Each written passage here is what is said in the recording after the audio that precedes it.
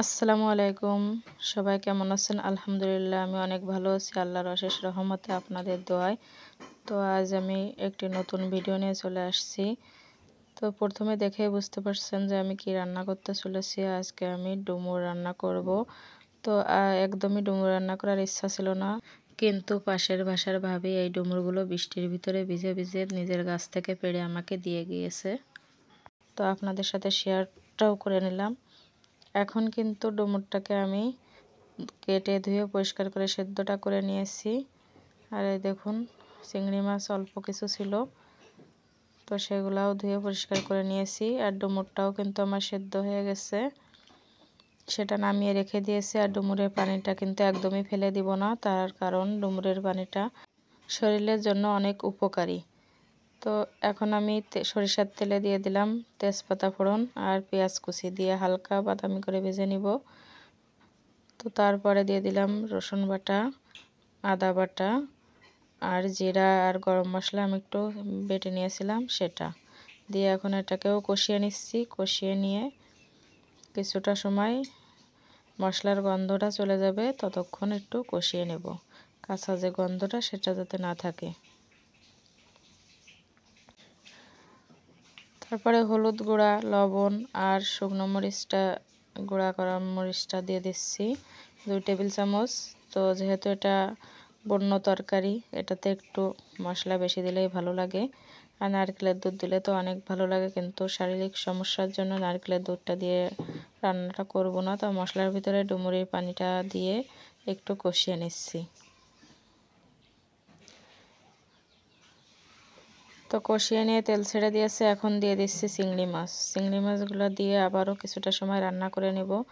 আর ডুমুরের পানিটা যে এতটা শরীরের জন্য উপকারী সেটা একবার বলে রাখি।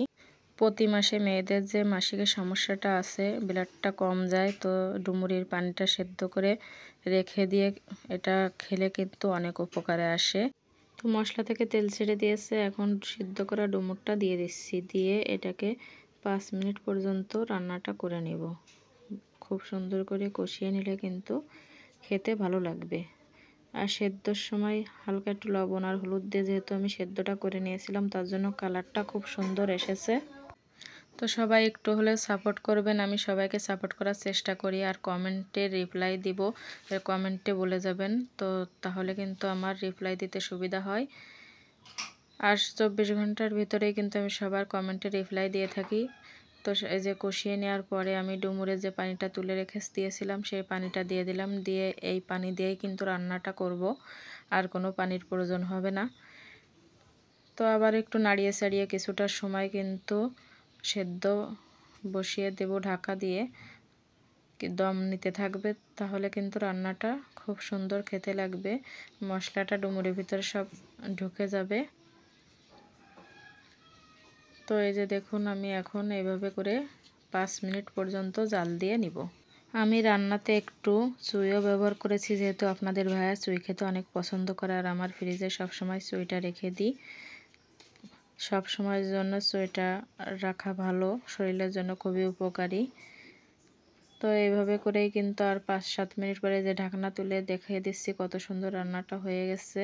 তো এটাতে কিন্তু একটুও ঝোল রাখা যাবে না, তাহলে খেতে ভালো লাগবে না, একদম গা মাখা মাখা ঝোলটা রাখতে হবে।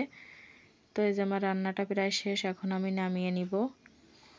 তো যদি কোনো অংশে আপনাদের ভালো লেগে থাকে তাহলে কিন্তু একটা লাইক, কমেন্ট, শেয়ার করে দেবেন। আর এই শেষের দিকে একটু চিনি ছড়িয়ে দিয়ে রান্নাটা নামিয়ে ফেলতে হবে, চিনিটার জন্য টেস্টটা বেশি ভালো আসে। তো দেখুন এই যে একদমই শুকনো শুকনো হয়ে গেছে, এই পর্যায়ে আমি এখন নামিয়ে নিচ্ছি। তো যদি আপনাদের একটু ভালো লেগে থাকে তাহলে কিন্তু কমেন্টে বলে যাবেন, আশা রাখছি। আর আপনারা কে কীভাবে এই রান্নাটা করে খেয়ে থাকেন সেটাও বলবেন। মাশাআল্লাহ রান্নাটা কিন্তু দারুণ হয়েছিল। আর আমাদের বাসার সবার খুবই পছন্দের চিংড়ি মাছ, আর সঙ্গে ডুমুর রান্না। চিংড়ি মাছ হলে তার কথাই থাকে না। তো এইভাবে আজকে রান্নাটা শেষ করলাম।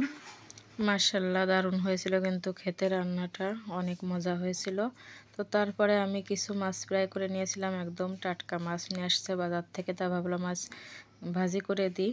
তো লবণ আর হলুদটা মাখিয়ে নিয়ে কিন্তু তাতে এটা আমি একসঙ্গেই 4টা মাছ দিয়েই ভাজি করে নিয়েছিলাম, নিয়ে একটু পেঁয়াজ আর মরিচ দিয়ে সেটাকে নামিয়ে নিয়েছি।